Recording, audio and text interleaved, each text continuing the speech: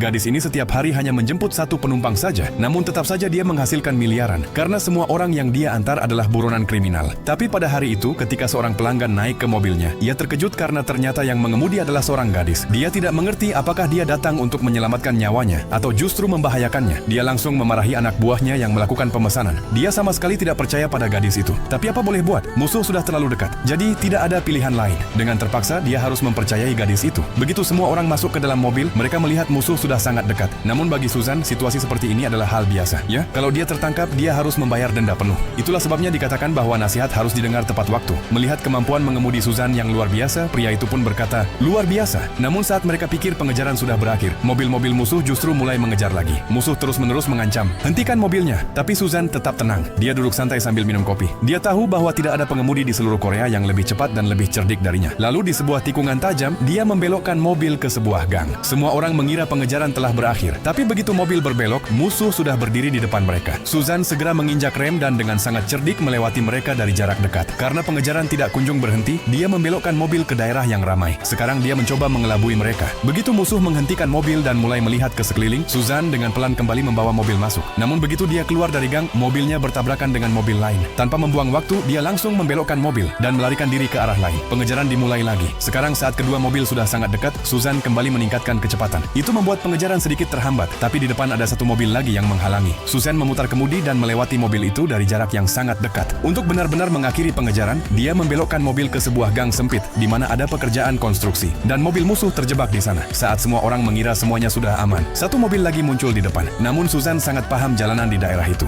Dia mengemudi di gang-gang itu seolah-olah dia sudah hafal setiap tikungannya sejak kecil. Ketika pengejaran tidak juga berhenti, dia memutuskan untuk pergi ke tempat yang tidak mungkin dijangkau oleh musuh. Lalu dia membelokkan mobil ke sebuah gang yang sangat sempit. Begitu mobil musuh masuk ke sana, mereka menabrak dan terjebak. Kini hanya tersisa satu mobil lagi yang harus dikalahkan dengan cara apapun. Susan melihat ada kereta yang melintas di rel di depan. Dia harus menghentikan mobilnya. Musuh hampir menangkap mereka. Tiba-tiba Susan mulai menjalankan mobil sejajar dengan kereta. Tak tahu apa yang dia pikirkan. Sebelum orang-orang di dalam mobil menyadari apa yang terjadi, Susan dengan aksi drift luar biasa melewati tepat di depan kereta. Melihat itu, musuh terkejut dan Susan berhasil melarikan diri bersama para pelanggannya. Melihat kemampuan mengemudi Susan yang luar biasa, pelanggan itu sangat senang dan memberinya hadiah besar sebagai ucapan terima kasih.